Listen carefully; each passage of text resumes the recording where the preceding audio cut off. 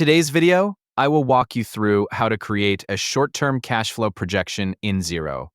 To begin, make sure you're logged into your Xero account. Once you're on the dashboard, look at the menu across the top of the screen and click on Reporting. After selecting Reporting, you'll see a list of available reports. From this list, find and click Short-Term Cash Flow.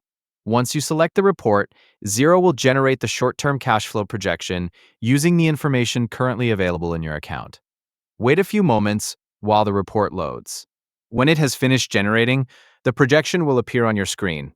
Review the information displayed in the report. The projection is based on the transactions and invoices currently recorded in Xero, so the information shown will reflect the data that is already available in your account. If you return to this report later after recording additional transactions or invoices, simply open the reporting menu again, select Short-Term Cash Flow, and allow the report to generate with the latest information available. You can review the projected information directly from the report screen.